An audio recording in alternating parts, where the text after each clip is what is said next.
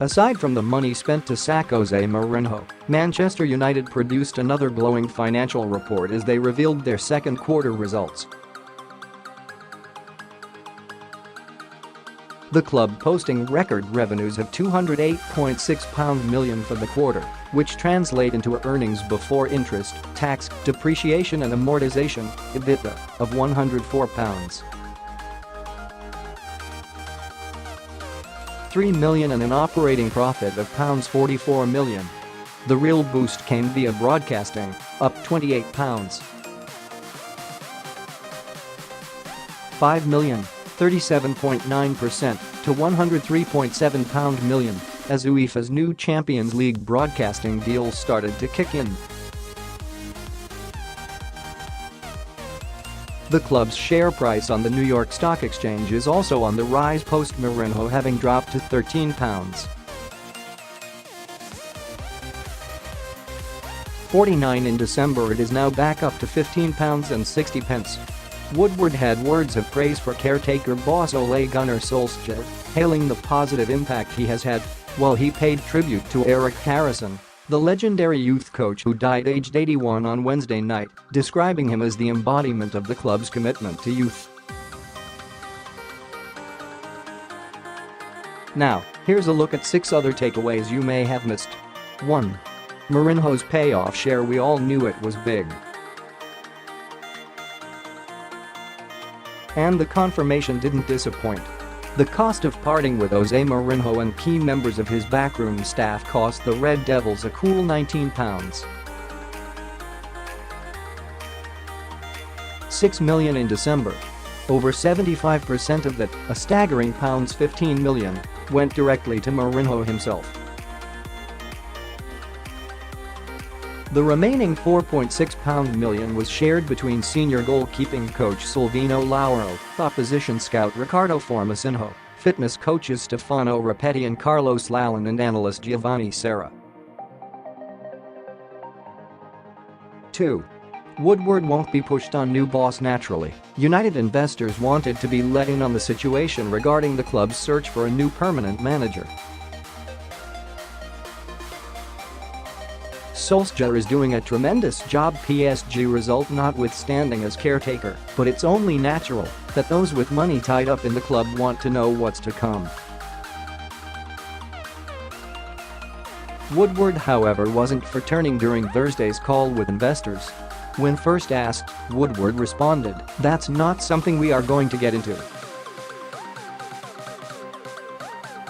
The next communication with regards to this will be when the announcement is ready.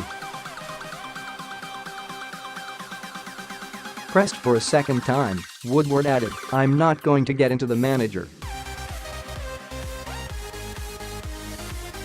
We communicated in December that Ole was coming in and what was happening. We won't give updates part way through the season." 3.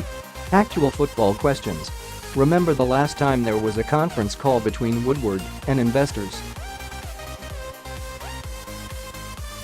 Do you remember what wasn't asked? Yep, anything remotely to do with on-field affairs.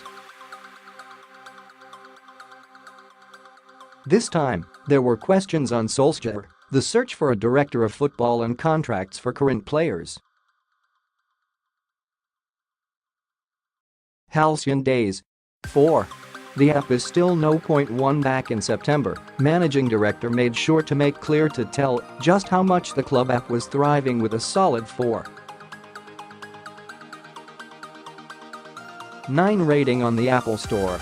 Well, he's back with more praise this time around, declaring, "Our app has been the #1 downloaded football club app and the #1 across the stores. We are getting monthly growth in all key areas, well above industry benchmarks." Sound that. 5. First sport, now China. When Mourinho was appointed in 2016, Ed Woodward declared that his arrival was a reflection of the club's determination to return to the pinnacle of our sport. That didn't quite happen, of course, and maybe they won't return to the pinnacle of the sport on the field for some time. But off the field they continued to make considerable strides, and MD Arnold spoke in depth about the club's investment in China. He announced that, by the end of 2020, several entertainment and experience centers will be opened as United look to cement themselves as the nation's favorite club.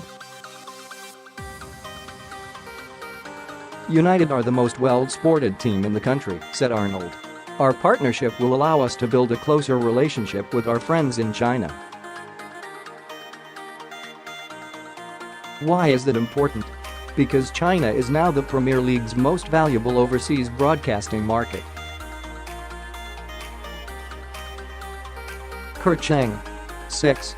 The Glazer debt simply, it cannot be forgotten. And even when the financial results are bright, it should not be forgotten. It was not discussed on the call with investors and was only briefly mentioned in the report. But the figure, effectively the remainder of the loans the Americans borrowed to buy the club, currently stands at £317.7 million.